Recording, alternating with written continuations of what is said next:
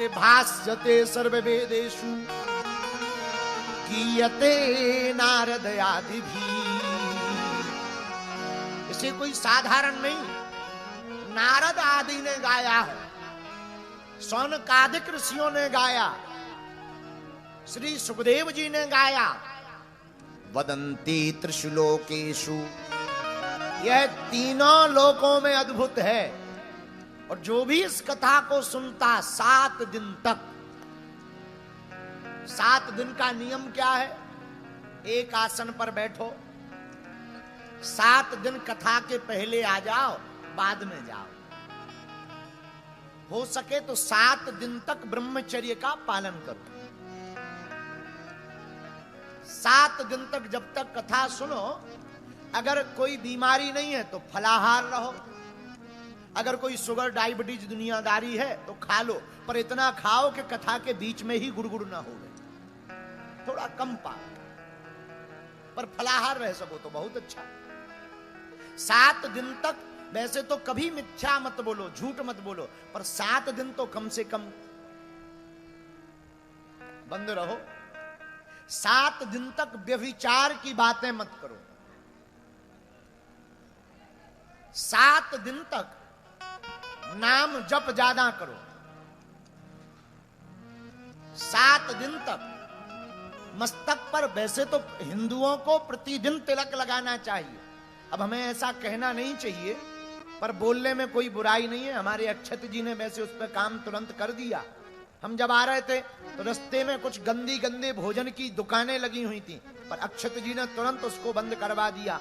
अच्छी बात है, पर हम प्रार्थना करेंगे 7 दिन तक ऐसी वस्तुएं देखने से भी बचो।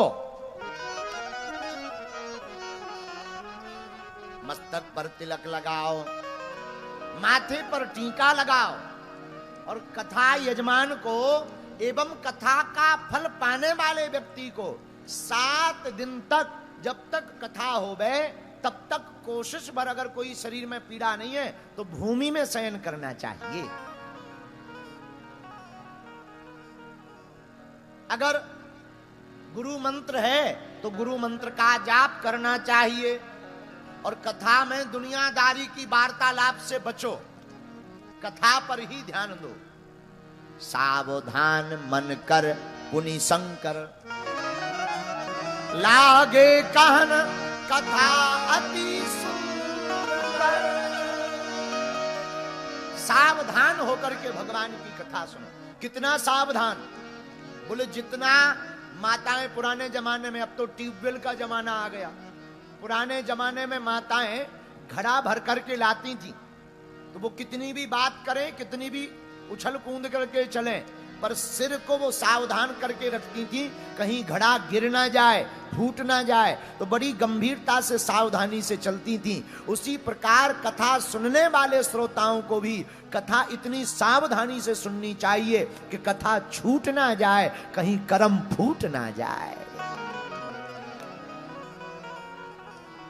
7 दिन तक इस प्रकार से जो कथा सुनता है, भागवत कथा का महत्व कहता है, तरंती भव सागर, वह भव सागर से पार हो जाता है।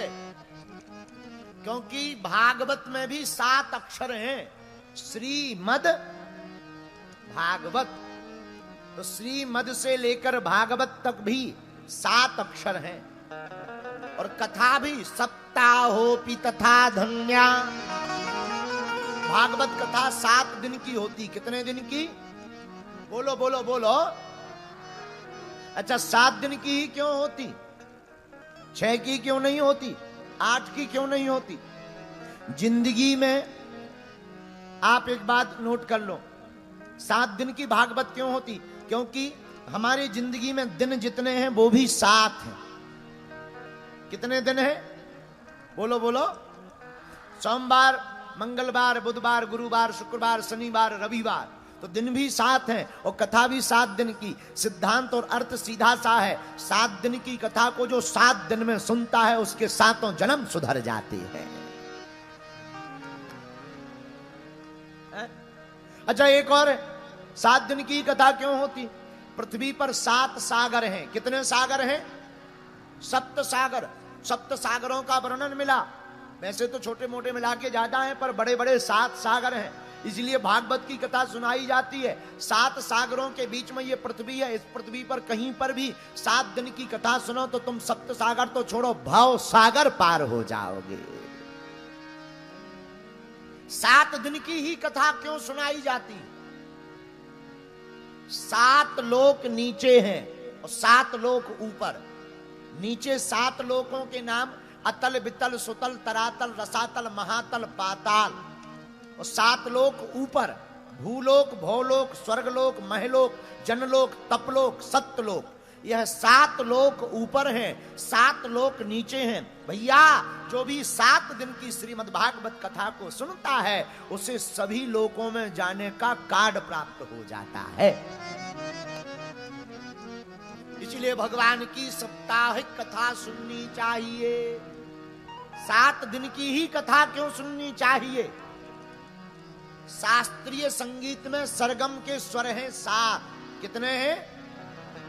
सा, रे, गा, मा, पा, धा, नी।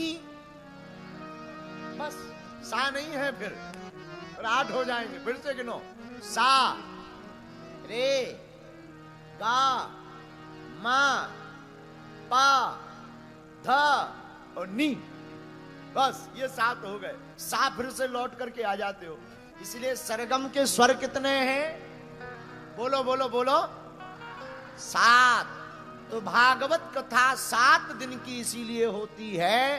कोई भी साधक इन 7 स्वरों में से किसी भी स्वर में कथा को गाए या सुने, उसकी जिंदगी का स्वर लग जाता है और जिंदगी उसकी रागमय और अनुरागमय हो जाती है। इसलिए सप्ताहोपि तथा धन्या कृष्ण लोक फला प्रदा। धन्य है भागवत की कथा। धुंधकारी ने स्तुति की जब भगवान की, बड़ी अद्भुत स्तुति भागवत में की महात्मा ने। धन्या भागवतीर वार्ता प्रेत पीड़ा विनाशिनी। धन्य है भागवत की कथा जो बड़े बड़े प्रेतों का भी तरन तारण कर देती। भैया, ये कथा कोई साधारण नहीं है। जीते जी कोई सुने उसका तो कल्याण होना ही होना है, लेकिन अगर कोई मर भी जाए और मरने के बाद भी उसके नाम से अगर कथा रखवा दी जाए तो उसका भी यह कल्याण कर देती है। इतनी अद्भुत है। इसलिए जहां भी भागवत की कथा होती है वह कोई साधारण भूमि नहीं, वह श्रीधाम वृंदावन ही बन जाती है। 7 दिन के लिए श्रीधाम वृंदावन हो जाता। बोलो वृंदावन धाम की जय हो, वृंदावन धाम की जय हो। हर हर महादेव। इसलिए आप सब भाग्यशाली हो कि हम सब ठाकुर जी की कथा को श्रवण करने के लिए बैठे हैं।